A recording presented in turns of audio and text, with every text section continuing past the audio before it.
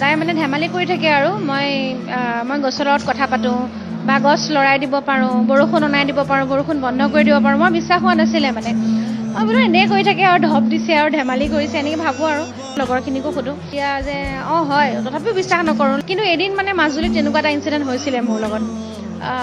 বৰষুণ দি আছিলে খুব, দাদাই মাতিলে আমি বহুত কথা পাতোঁ দাদাই মই, কিছুমান বহুত দিনৰ লগ পালে দাদাৰ কিছুমান কথা থাকে মনৰ, সেইবোৰ শ্বেয়াৰ কৰোঁ। বাৰান্দাত মানে বহি আছোঁ, দাদাই মানে কৈছে, দাদাক আজি কৈছোঁ মই, দাদা বৰষুণ দি আছে আজি চাগে শ্ব' কি হ'ব ঠিকেই নাই, ইমান জোৰতকৈ বৰষুণ দিছে, মই এতিয়াই বৰষুণ কমাই আছোঁ। খুব কষ্ট হৈছে যেন তেওঁৰ ফিল হৈছে, খুব এনেকৈ কিবা কিবি কৰিছে মানে খুব কষ্ট হৈছে। মোৰ দাদাক কৈছোঁ, দাদা নালাগে কৰিব, আপোনাৰ বহুত কষ্ট হৈছে, নালাগে দিয়ক বৰষুণটো বন্ধ কৰিব, এনেকৈ কৈছোঁ আৰু তাৰপিছত মুখেৰে একো নামাতে মানে, খুব কিবা টানে, বহুত কষ্ট। তাৰপিছত লাহে লাহে দেখিলোঁ বৰষুণটো কমি গ'ল মানে, তেতিয়াতো মোৰ ভয় লাগিছে। মই মানে কি কৰিম কি নকৰিম, দাদা ঠিকে আছে তুমি বৰষুণ কমাই দিলা, ভাল হ'ল, মই যাওঁ দেই এতিয়া বুলি কৈ পেলাই মই দৌৰি গ'লোঁ। আমি কাপোৰ পিন্ধোংগৈ দেই, এতিয়া ওলাওঁগৈ দেই, এনেকৈ বুলি কৈ পেলাই গুচি আহিলোঁ মানে।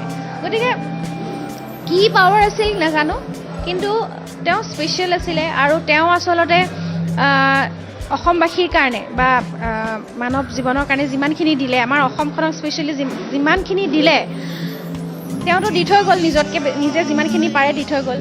এতিয়া আমি কি দিব পাৰিম, প্ৰত্যেকে আমি কি দিব পাৰোঁ, সেয়েহে চিন্তা হৈছে। তেওঁৰ আদৰ্শ কেনেকৈ, তেওঁ লগত থাকি যিখিনি কথা শিকিলোঁ সেইখিনিতো কৰিমেই, কিন্তু তেওঁ আৰু আমিও কেনেকৈ দিম মানে, সেই বস্তুটো এতিয়া মানে অনুভৱ কৰিছোঁ, আমিও দি যাব লাগিব।